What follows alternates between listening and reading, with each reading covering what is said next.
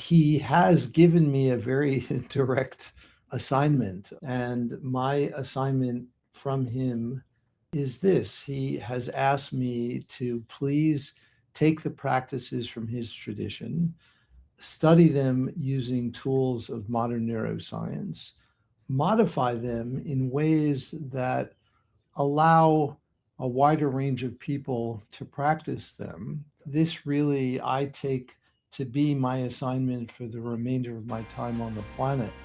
Welcome to Passion Struck. Hi, I'm your host, John R. Miles, and on the show, we decipher the secrets, tips, and guidance of the world's most inspiring people and turn their wisdom into practical advice for you and those around you. Our mission is to help you unlock the power of intentionality so that you can become the best version of yourself. If you're new to the show, I offer advice and answer listener questions on Fridays. We have long-form interviews the rest of the week with guests ranging from astronauts to authors, CEOs, creators, innovators, scientists, military leaders, visionaries, and athletes. Now, let's go out there and become Passion Struck.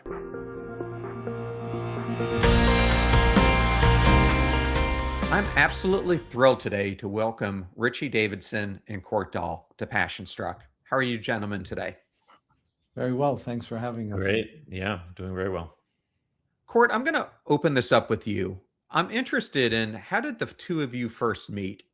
And at what point did you realize your two different backgrounds, Richie from decades of neuroscience and you from deep contemplative practice, could produce something neither of you could have written alone? It's a great story. We met, I believe, in maybe 2008, somewhere around there. And it was at a conference in Zurich, Switzerland, that was hosted by an organization called the Mind and Life Institute, which Richie has played a pivotal role in and is part of hosting dialogues between scientists and meditators and contemplatives. And I was there with a Tibetan Lama named Mingyur Rinpoche, who I think you've had on your podcast. I'd been living in Asia, living in Tibetan refugee settlements for many years at that point, almost a decade. And Richie, of course, was really in the middle of just doing some of the most important early work on the scientific study of meditation. And we had a lot of mutual contacts. We knew many people in common, so we were in the same circles. And it was just one of those meetings where we just had a very clear and obvious connection. And I still remember Richie saying, well, I was thinking about going back to academic work and doing a PhD. And Richie, I still remember very vividly saying, well, why don't you come to UW-Madison? And at that point, UW-Madison didn't have a very robust Buddhist studies program, which is what I was very immersed in at the time. And I thought, why would I go to Madison with all due respect? But I ended up going and visiting, and it just became clear we had some important work to do. And just our personal relationship was just such a wonderful connection, certainly for me, that it was just obvious that we needed to find a way to deepen that connection and see what would happen. Richie, I understand you've had a very long relationship with His Holiness the Dalai Lama. And it's interesting to me, the people I've had on this show who have met him, whether it's Gretchen Rubin, Susan Cain, Dan Harris, David Vago, all tell me that during their meetings with him, he gives them all a mission for them to partake in for the benefit of society. And I was wondering, did he ever give you a similar mission?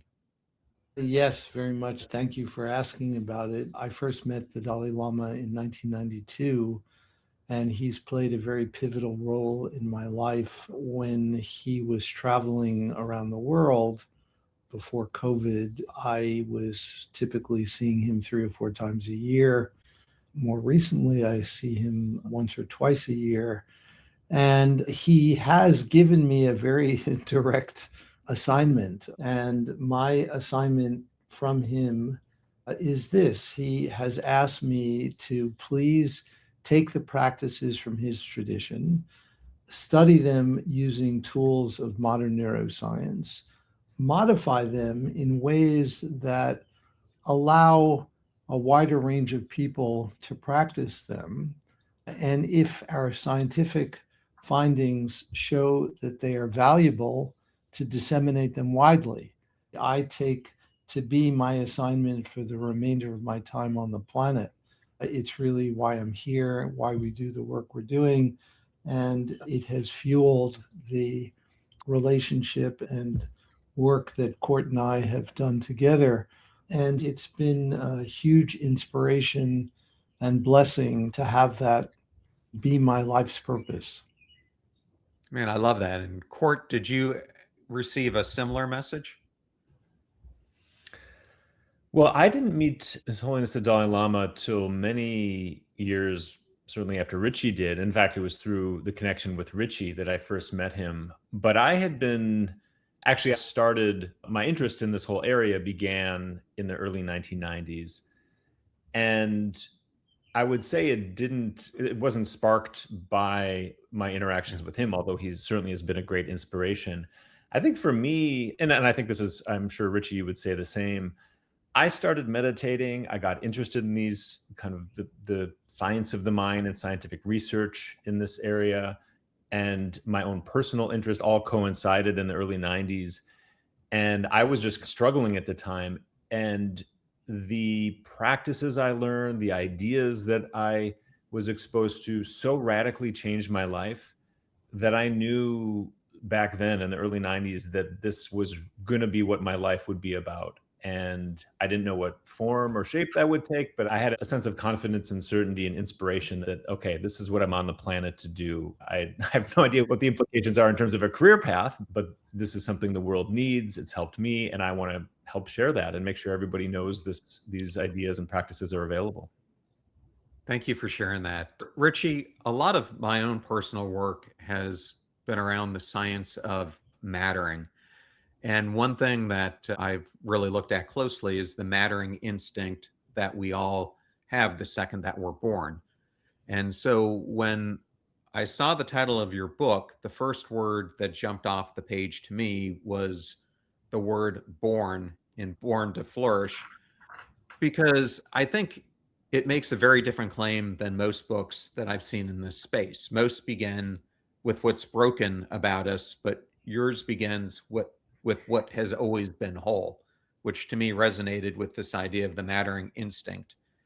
Was the word born, the most important word in the title for you guys?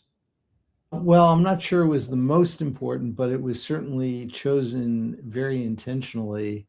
It was chosen because of the recognition that our capacity to flourish and the key ingredients that humans have that enable them to cultivate the skills of flourishing are inborn. This is part of who we are as human beings. And this is not just an assertion, this is not just a belief, but it's a fact. There is robust scientific evidence that supports this, which we review in our book. I think this is really super important because when we meditate, for example, meditate on qualities like kindness or compassion, we're not trying to create something from nothing, but rather you can genuinely think of it as recognizing our true nature, because this is our nature. It is our nature to be kind. It is our nature to be pro-social, to be cooperative. That is our nature. And that is how we are born. And the data really show that. And yes, we can learn lots of negative things that can get in the way, but our core nature is one of what we might call basic goodness. The title, Born to Flourish, was really chosen very intentionally to reflect that. Richie, thank you so much for sharing that. And Court, it's interesting to me, you don't open the book with neuroscience or meditation. You begin with someone walking through the woods, suddenly noticing sunlight through the trees. In a brief moment, everything becomes quiet. Why start with such an ordinary moment?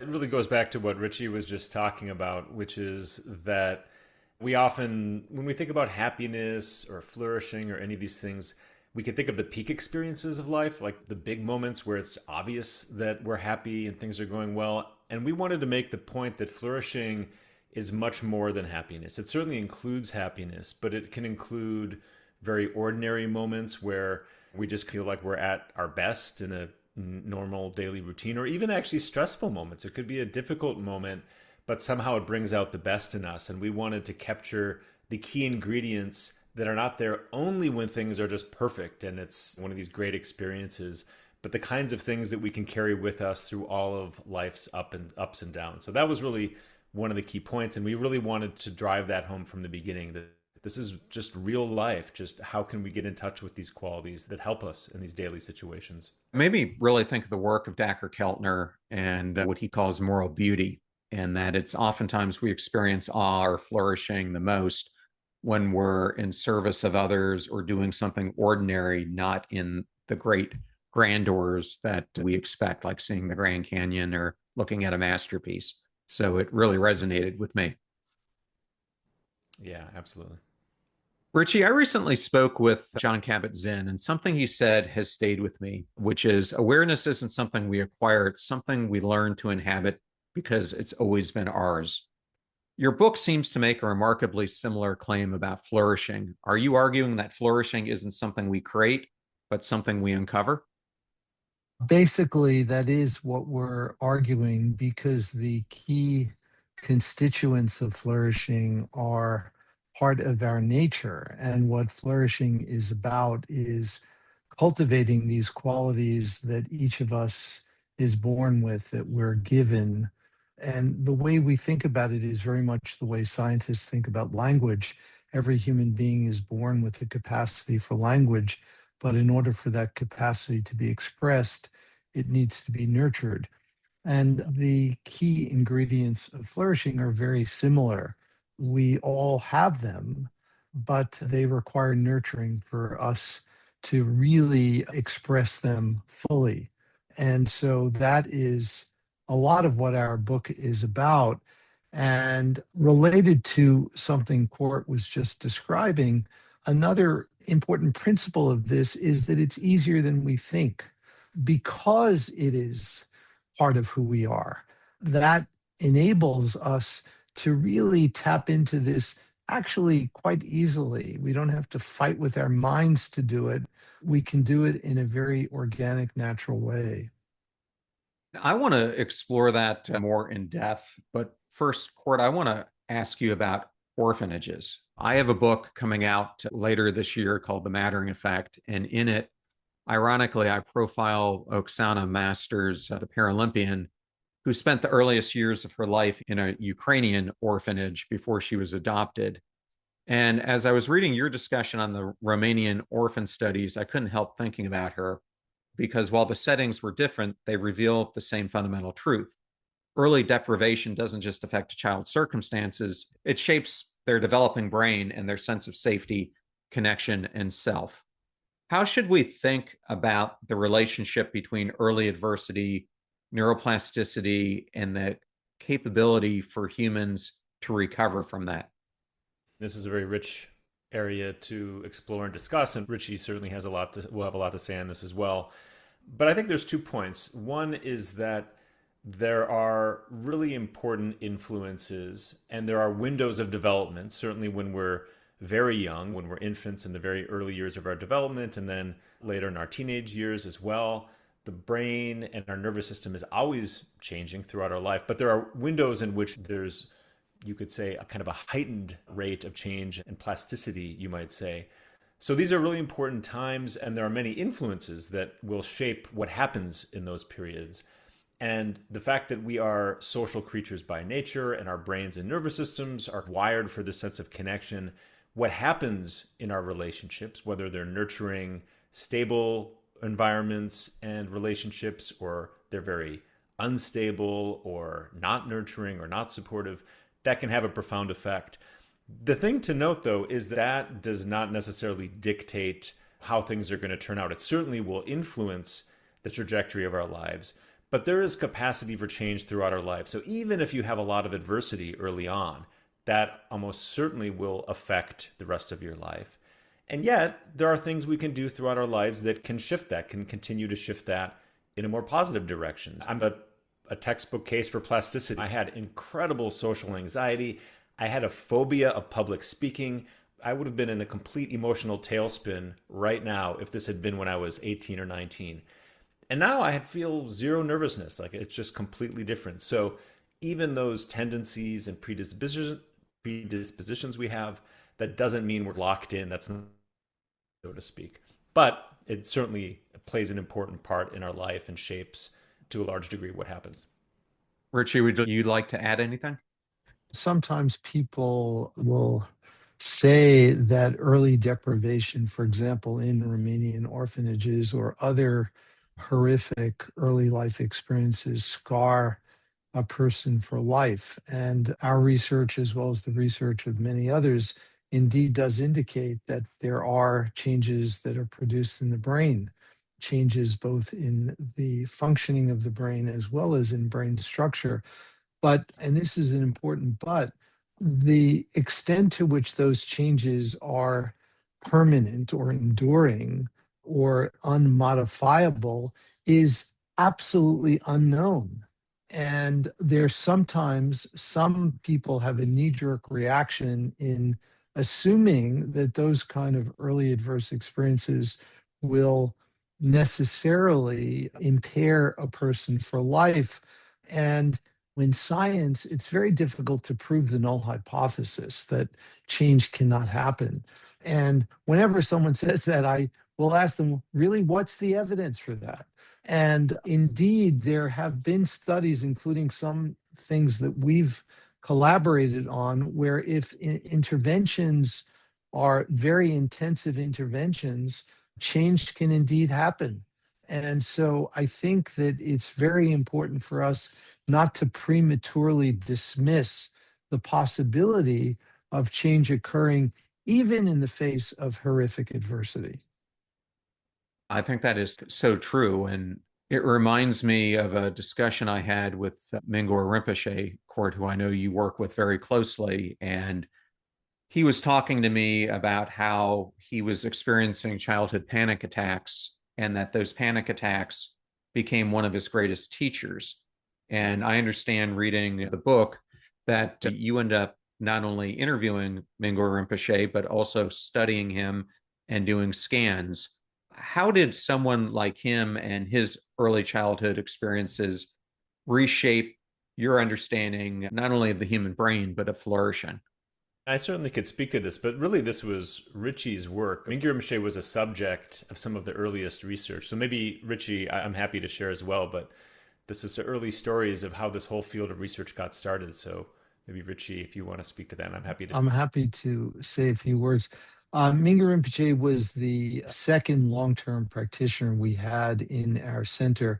The first one was Mathieu Ricard, who is a Tibetan Buddhist monk and actually has a PhD in molecular biology, molecular genetics, a very unusual man, and helped to be a bridge between the realm of contemplative practice and science.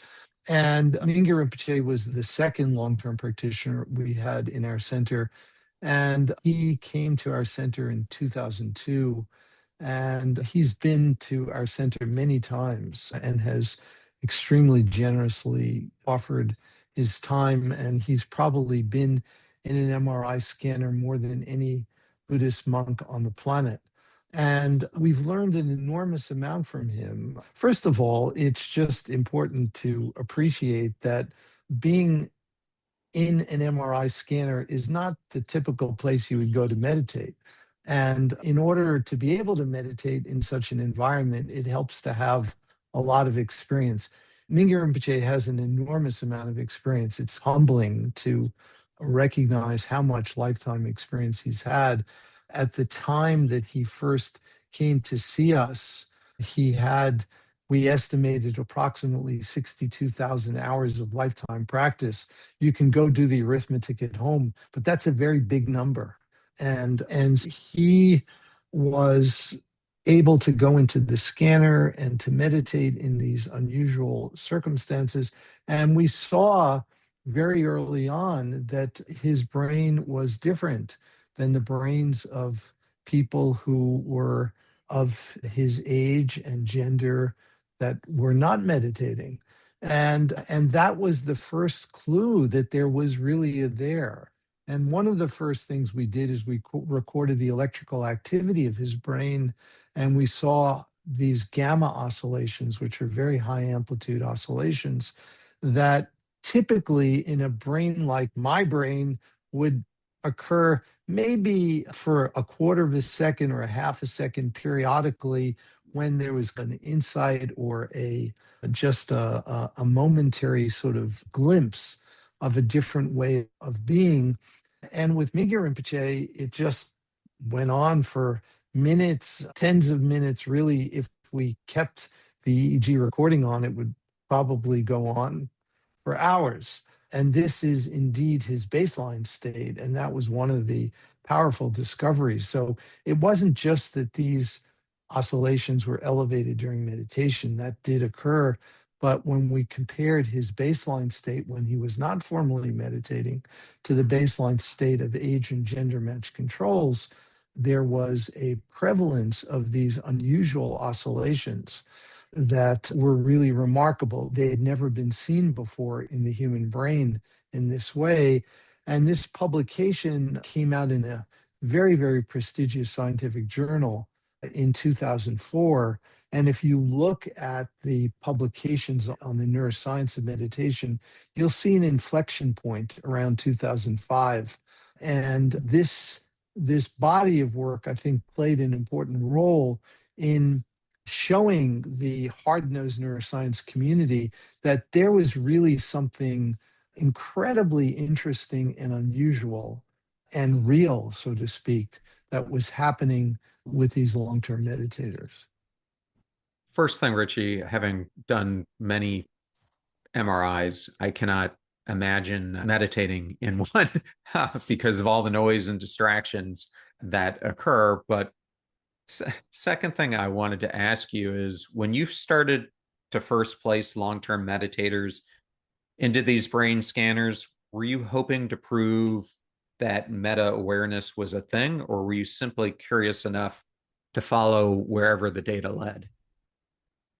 Was both. We certainly had a conviction. I was a meditator before I did scientific research on this. And from my own experience, I had the conviction that these kinds of practices were extremely valuable. That was really my motivation for wanting to do research in this area. And I was criticized for that early on. There was an article in the New York Times that was about the Dalai Lama giving a talk at the Society for Neuroscience. And they mentioned some of our work in that article. And they said in that New York Times article that Davidson has admitted in public that he himself is a meditator. Therefore, he's biased. And it would be like if you asked a cardiologist who studies the effects of exercise on the heart, do you exercise? Most cardiologists who study the effects of exercise on the heart do exercise, and they're biased too, in some sense. But we have all kinds of checks and balances in scientific research that help address that. So in any case, I had a lot of fun with that. But the fact is that Miguel Rinpoche and other long-term practitioners like him showed these really important differences in their brains. And this was the early sign that when we cultivate these skills of flourishing, our brain changes. And the conjecture is that these changes in the brain enable the qualities that are associated with flourishing to be enduring. They are responsible for the enduring, what we call trait effects. And you mentioned Dacher Keltner's work earlier on, and Dacher is a very close friend. I love Dacher. And I also think that the work on awe, for example, sometimes gives us the impression that awe is something that is reserved for special times, when we are seeing a beautiful sunset or when we are out in nature. And what our work is showing is that actually it can be present everywhere all the time. Doesn't depend on any external circumstance. And that's really a key. Yeah, I find that really fascinating. Cord, I'm going to turn this to you.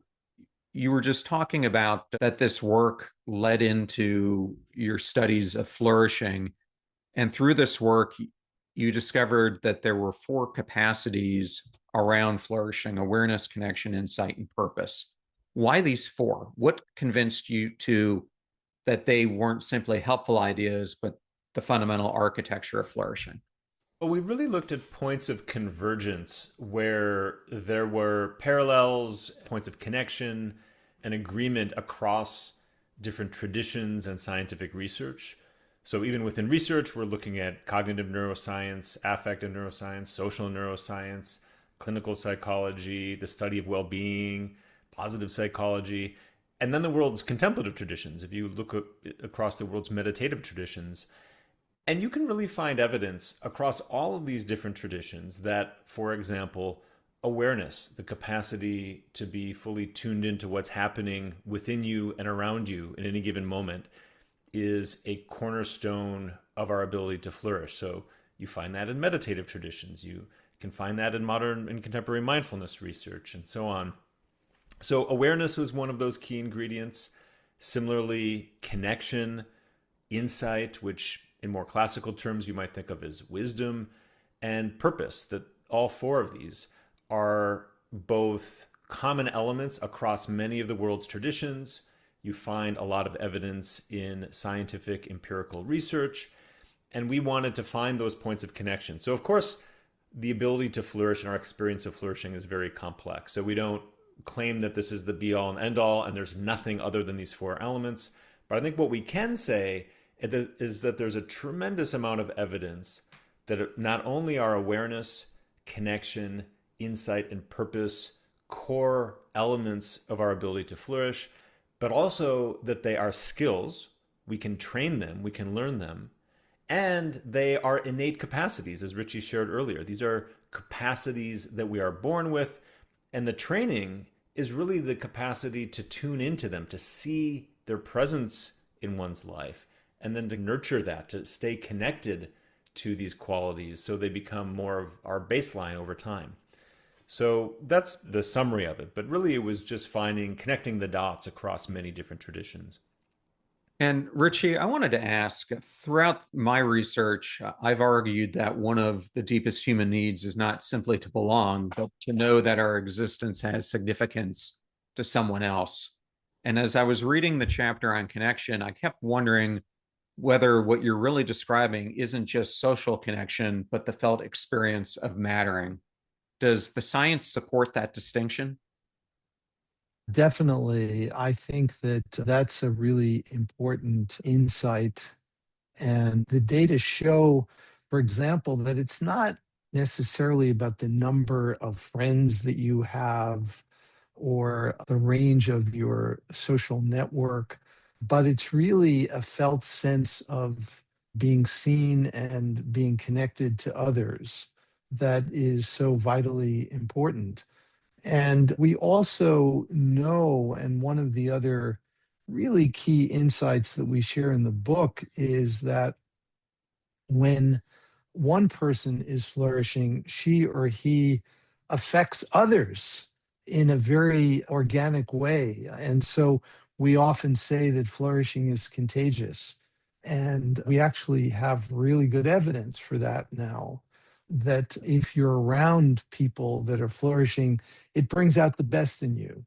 And that occurs through very organic, implicit methods that don't require explicitly teaching a person, but just by their demeanor, by their presence, you can palpably feel better, feel different. And certainly, those of us who've been fortunate to be in the presence of people like the Dalai Lama and Mingyur Rinpoche have that sense that when we're in the presence of these kinds of people, it noticeably impacts our own level of flourishing and is really beneficial. I love that definition because it really goes into the ripple effect of behind the whole concept. So Absolutely. that's really amazing. I have an interesting question for the two of you. If you were beginning your careers today, I have kids who are 22 and 28. In a world that's shaped by AI, social media, and unprecedented distraction, what would each of you study first that perhaps wasn't even on your radar decades ago? I'm still at my core, I'm very much a science nerd, and there are still so many fundamental things in science that we don't understand. And one of the things that I often talk about these days is that for the last 100 years, neuroscience, or what predated neuroscience, was focused on how the brain gives rise to experience, to our awareness, to consciousness. And I think that if we're really honest with ourselves, most scientists would say that we really haven't made much progress in the last 100 years in understanding that. It's really still a fundamental mystery. And it suggests that there may be really very different ways of thinking about this. Maybe the brain is more like an antenna, and that's a wild and very unorthodox and not a very commonly subscribed to view. But yet, there are beginning today to be some serious scientists that are thinking about it. And the brain emits and receives photons. That can actually be measured now for the first time. So, this just is beginning to open up a whole new way of thinking about how the brain might interact with other energetic influences in our environment that we really know very little about. And I think this has the possibility of radically changing our fundamental views of mind and matter. I think for me, one thing that we're beginning to study and is very much on our radar now, and I if I could go back, I probably would emphasize even more, is on the practical side of everything we're talking about, this idea of scattering short, brief moments that help us to flourish throughout our daily life. So even as we've been having this discussion, there's just been little moments. I'm sure, Richie, you've had many. For example, a moment of awareness where I can just bring awareness into my body and feel my breath, even for a moment. And it's just a grounding moment. It's like a little inner reset. And you can do that countless times throughout your day. You don't have to stop what you're doing. It's just a little inner pause, and it has an effect. So if you do that once, it'll feel good for a moment. But the power is in slowly over time making that your baseline. Or another thing I practiced even in the course of our discussion is just a little moment of appreciation where it's just noticing something positive. So it could be like, John, okay, here's this guy we just met. He's chosen, of all the things he could have talked about and done with his life, and he's devoted his life to having these important, meaningful conversations that are inspiring people. And many people probably have had moments of inspiration because of that. So it just takes a moment. But when you do that consciously and intentionally, and you scatter those moments throughout your life, it's amazing the effect that can have. So from a scientific perspective, there's a lot of juicy, interesting questions. And I think for me, it's a lot about how you can take these ancient practices and teachings that you find in all of the world's traditions, but really make them accessible for people. So it's not like you're going to move to a monastery or a cave in the Himalayas. You can do this wherever you are and whatever you're doing. And the world just so desperately needs more of this and less of the division and less of the confusion. To me, that's really exciting. It's certainly something I think is energizing to both of us now and has a lot of potential both for society and scientifically also. I love that. And we'll end on the micro moments are where we should focus our attention. Richie and Court, where are the best places people can go to learn more about each of your work? Well, of course, you mentioned our book, Born to Flourish, which just came out. The ideas in the book, if you want a kind of a step-by-step training to actually practice and learn this, we have the Healthy Minds Program app, which is freely available. It's powered by donations. There's no paywall or anything like that. That is available in both the major app stores. A lot of the research you, of course, can find in Center for Healthy Minds. And an organization and community we're both involved with is also Tergar, which is the community of Mingyur Rinpoche for kind of a more traditional training and meditation. So there's a bunch of things, but those are a few points of connection. But Richie, any that you want to add? That's great. And all of our scientific papers are freely available on our Center for Healthy Minds website. Oh, I should also mention we have a new Substack and podcast of our own called Dharma Lab, where we have a lot of these same discussions, and that you can find via Substack, or the podcast is available on all the normal channels. So that's another one where we have a lot of kind of deep discussions about these things. Well, thank you so much, both of you, for joining. It was such an honor to have you on Passion Struck. Thank you so much for having us. We appreciate it. Thank you so much, John. Really appreciate it.